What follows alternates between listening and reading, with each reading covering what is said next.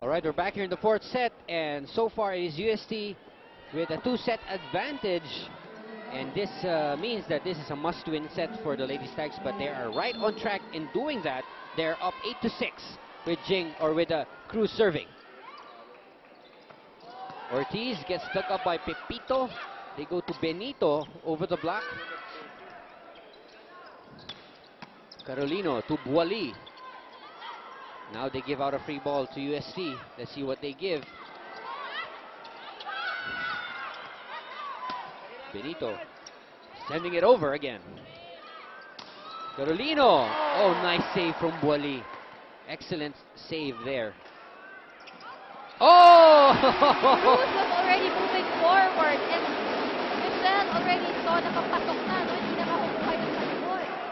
Excellent read on the defense of San Sebastian. That's right. Cruz anticipated that it was going to be dropped short, but but itong si Michel Carolino, matalino. Matalino.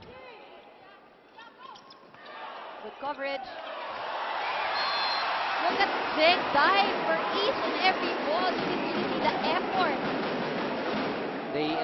Jeng Buali is really, even in defense, is diving for those loose balls, you know, hoping that she's going to get a touch.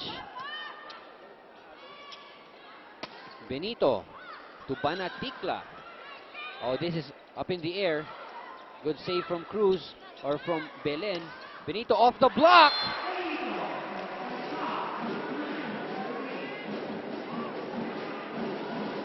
Right now we can see a lot of adjustments being done by San Sebastian, and it's working well for them. Kahit na medyo off yung set, lahat nagagawa nila ng paraan. San Sebastian still up by 1, 9-8. Oh, Ging Balse. So effective in the middle. Very effective. May Suzanne Roman itong San Sebastian. May Ging Balse naman itong UST. Look at that. The blockers of the Lady Stags were really, really late. Good reception from Suzanne. Be quick play for Mirasol. Binawian agad ni Mirasol. Itong si Ging Balse. 10-9, still a 1-point lead for the Lady Stags.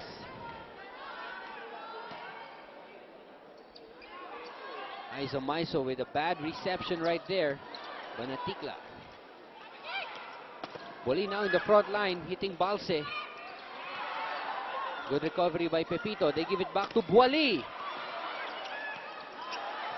Suzanne Rosas is right there. Again, they drop it to Buali. Oh! It's that same spot where San Sebastian scored the point earlier, na-cover ng UST. Unfortunately, nag-overball naman. Yes. Ang bilis ng kamay ng frontliners sa itong San Sebastian. All of those were good saves. Ooh, oo, that's right. Benito with that serve. Banaticla off the block. She is just so good at doing that.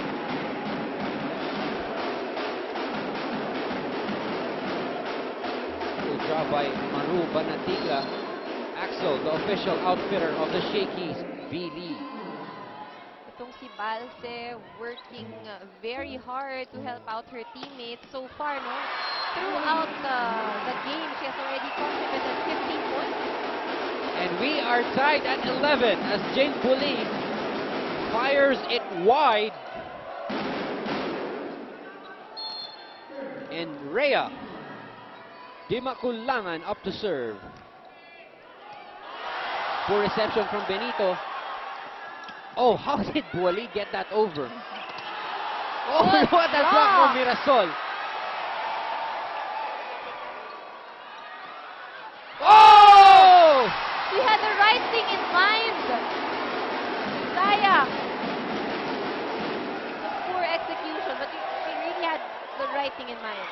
The set was a bit high, so she mistimed it, but Nakatalon na, pababa na siya. oh, she had the right thing in mind. If that ball did not hit the net, patay sigurado yung bola.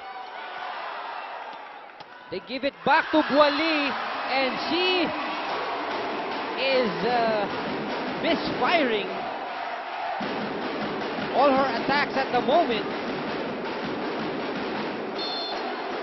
UST up by 2. Rhea with the serve. Oh! What is happening to San Sebastian? Series of errors that we are seeing from the girls. And Coach Roger, if you're gonna look at him, he's just seated on the bench on his seat, and it is Luan Latigay taking charge of the timeout. Isip na natin, wala na naman, no? Wala yung 3 points na yun, ha? Ay, pagpaganahan mo na paganahin yung pin mo, ha? Kasi bantay na talaga si Pinay. Kahit yung pitna natin. Pero sabi na kanina, tara! Ay!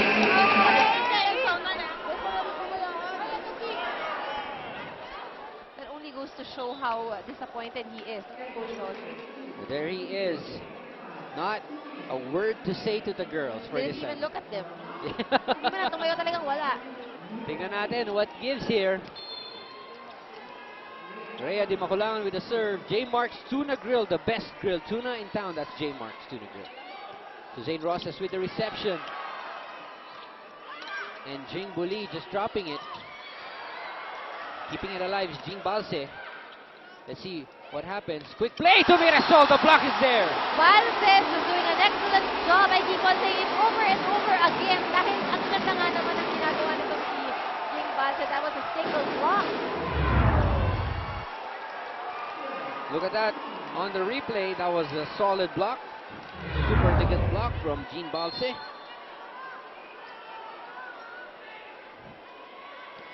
And Rhea.